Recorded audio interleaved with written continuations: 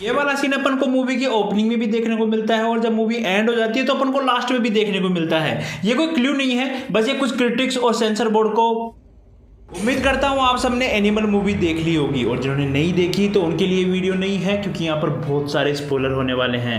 मैं post credit scene के साथ साथ इसके ओपनिंग सीन की और मूवी में से बहुत सारे टॉपिक हैं जो लोगों को कंफ्यूज कर रहे हैं, उनकी बात करेंगे। और साथ में मैं आपको अर्जुन वैली सॉन्ग की हिस्ट्री बताऊंगा कि रियल में कहां से लिया गया, जिनमें अपन सबसे पहले इसके प्लॉट को क्लियर करते हैं, जिसका पता अपन को सेकंड हाफ में चलता है, जब रणविजय के दादाजी से बता रहे होते हैं कि हम 3 भाई थे, जिनमें से एक पंजाब रुक जाता है और हम दोनों ने ये स्वास्तिक स्टील कंपनी शुरू की थी, जिनमें से एक के मन में थोड़े टाइम के बाद लालच वाला सीन हो जाता है, जिसे बाद में कंपनी से निकाल दिया जाता है। फिर वो विदेश जाता है, धर्म परिवर्तन करता है, 4-5 शादियां करता है और उनसे कई सारे बच्चे, जिनमें से सबसे बड़ा है अबरार बॉबी देओल, जो कुछ टाइम के बाद वापस से स्वास्तिक स्टील कंपनी में आता है अपना हिस्सा मांगने के लिए, जिसे बलबीर सिंह वापस से भगा देता है विदेश। उसके बाद वो बदले की भावना से वापस आता है और बलबीर सिंह के 2 गोलियां मार देता है, लेकिन किस्मत से बलबीर सिंह वहां बच जाते हैं। कि आपको पता ही है कि भाई रणबीर कपूर अपने बाप को लेकर कितना सेंसिटिव है, भाई वो नहीं सह पाएगा, तो उन्होंने एक जंग शुरू कर दी, जिसके चलते वो अबरार के एक भाई को खत्म कर देता है और यहाँ पर खत्म हो जाता है अपना फर्स्ट हाफ। फिर शुरू होता है सेकंड हाफ, जिसके बारे में लोगों का कहना है कि भाई बोरिंग था, बहुत लेंथी हो गया था,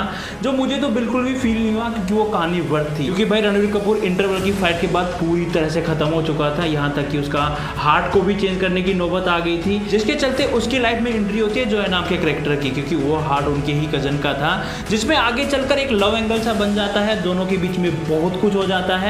उसे देखकर मुझे गुस्सा बहुत आया था और बहुत अजीब भी लगा था। मैं भाई तू ये गलत कर रहा है, कुछ भी हो लेकिन तू ये गलत कर रहा है। वो अपनी वाइफ को धोखा दे रहा होता है, जिसे बाद में जोया की तरफ से ये बताते हुए क्लियर कर दिया जाता है कि ये सब प्लान था। अबरार ने प्लान के चलते हुए मुझे यहाँ भेजा है ताकि तू मेरे साथ बिजी हो जाए, और अबरार अपने छोटे भाई अजीज को तेरा क्लोन बना के तेरी फैमिली में भेजेगा, तेरे बाप को मारेगा, जिससे तू पूरी तरह से टूट जाएगा, क्योंकि सबको लगेगा कि तूने तेरे बाप को मार दिया। पर उनका ये प्लान भी फेल हो जाता है और अबरार के पास रणवीर टाइम से पहले ही पहुंचकर उसे मार देता है। खैर अब अपन आते हैं पोस्ट क्रेडिट सीन पर, जहां पर को रणबीर कपूर के क्लोन को दिखाया जाता है, जो अबरार का छोटा भाई अजीज ही है, जो पैसे से बूचर है। वहीं पर अपन को जोया भी दिखती है, जिससे वो पूछ रहा है कि भाई क्या मेरी आंखें उसके जैसी हैं, क्या मेरे होठ उसके जैसे हैं। और फिर बाद में वो भाई पैंट खोल के पूछता है कि क्या सब कुछ उसके जैसा है। वो सीना भाई मुझे हल्का सा थोड़ा डरा देता है कि मामला अगली मूवी में कितना बिगड़ सकता है, ये बंदा किस हद तक गिर सकता है और कहां तक जा सकता है। अभी कितना खतरनाक है ये तो इसने अपने बूचर स्किल दिखाते उन 2 सरदारों को जिस तरह से काटा था,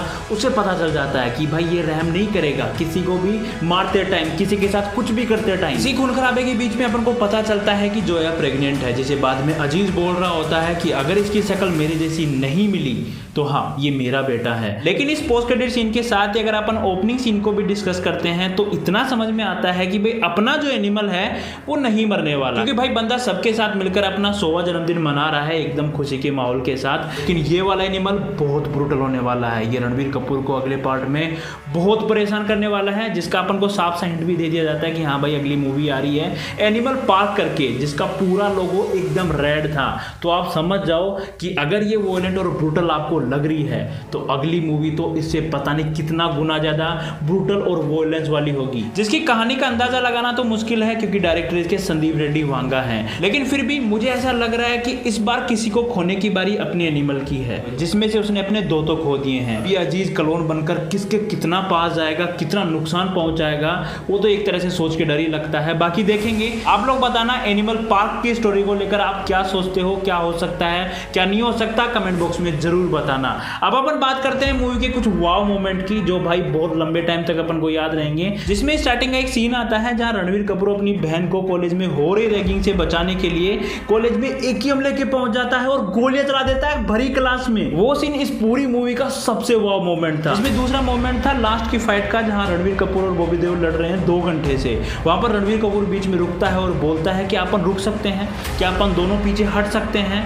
क्योंकि तू मेरा भाई है। वो मोमेंट था, वहां पता चलता है कि भाई अपना एनिमल दिल से भी सोचता है। इसी के साथ बॉबी देओल की जिस गाने से एंट्री होती है वो तो पूरी वाइब देखे जाता है। और तीसरा मोमेंट है इसका वॉयलेंस और इसकी ब्रूटलिटी, जो अपन इससे पहले किसी भी वर्ल्ड मूवी में नहीं देखी। और यहीं पर अपन को बड़ी मशीन गन वाला जादू देखने को मिलता है, जो मेड इन इंडिया है, और इसे जिस तरह बताया जाता है वो भाई आपका माहौल बना देता है। पूरा कमाल का सीन है, देखना आप। हाँ मैं ये यहाँ कह सकता हूँ कि एक्शन को थोड़ा और इम्प्रूवमेंट किया जा सकता था, पर कोई दिक्कत नहीं है, उसके बाद भी मूवी कमाल की है। और लास्ट वाला मोमेंट मोमेंट तो है इसका पोस्ट क्रेडिट सीन, और ऐसा पोस्ट क्रेडिट सीन मैंने अभी तक नहीं देखा जो इतने दिन तक मेरे माइंड में बैठा हुआ है कि भाई मैं क्या देख के आ रहा हूँ। अब आते हैं अपन अर्जुन वैली गाने पर, जिसे हाल ही में पता नहीं आप लोगों ने कितनी बार ही सुना होगा, मैंने खुद सुना है उसे बहुत बार। इसकी हिस्ट्री की बात करें तो सिख हिस्ट्री से कनेक्ट है, जिसे ओरिजिनल लिखा है कुलदीप मानक ने, और ये गाना अर्जन सिंह नालवा पर बेस है, जो सिख मिलिट्री कमांडर हरि सिंह नालवा के बेटे थे, जिन्होंने अपने पिता के शहीद होने के बाद उनकी जगह ली और अपने तरीकों से लड़ाई की, जैसे रणवीर कपूर कर रहे हैं। और वहां पर उनको शेर से रिप्रेजेंट किया जाता था, क्योंकि वो इसी तरह से लड़ाइयां करते थे। ना उनको सरकार की परवाह थी, ना उनको पुलिस की कोई चिंता, वो अपने ही अंदाज से अपनी ही लड़ाइयां लड़ा करते थे। तो हाँ, ये ओरिजिनल गाना उन्हीं के लिए लिखा गया है, जिसे संदीप रेड्डी मांगा ने ढूंढ कर यहाँ रणवीर कपूर अनिल कपूर के बीच में जो बाप बेटे का रिश्ता है उसके बीच में फिट कर दिया, जो एकदम परफेक्टली फिट भी होता है। और इस गाने के बारे में मुझे थोड़ा ये भी पता चला कि गुरु गोविंद सिंह जी मुगलों से लड़ाई करते टाइम इस गाने को गाते थे अपनी सेना में वो जोश बनने के लिए। तो हाँ, आप लोग इसे जितनी बार भी सुनोगे आपको ये गूज़बम्प्स ही देके जाएगा। अब आते हैं अपन एनिमल के कलेक्शन पर, जिसने अपने डे 1 पर 54 करोड़ की कमाई की थी और अपने डे 2 पर 58 करोड़ की कमाई की थी। ये सिर्फ हिंदी बेल्ट का है, और इसने अकेले हिंदी बेल्ट में 113 करोड़ की कमाई कर ली है। इसमें अपन साउथ का भी जोड़ दें तो टोटल हो जाता है 131 करोड़। और वर्ल्ड वाइड की बात करें तो इसने टोटल 236 करोड़ की कमाई कर ली है सिर्फ 2 दिन में, और इसका बजट तो मात्र 100 करोड़ था। मतलब ये ऑलरेडी ब्लॉकबस्टर तो हो चुकी और अभी तो पता नहीं कितनी लंबी चलने वाली है। बाकी आप लोग बताओ, अगर आपने एनिमल देख ली है तो आप इसके बारे में क्या सोचते हो, या आपको कैसी लगी, पोस्ट क्रेडिट सीन को लेकर अगली मूवी की कहानी कैसी क्या हो सकती है, ये सब बातें आप कमेंट बॉक्स में जरूर बताना। अपन मिलते हैं नेक्स्ट वीडियो में, तब तक अपना ध्यान रखना, धन्यवाद।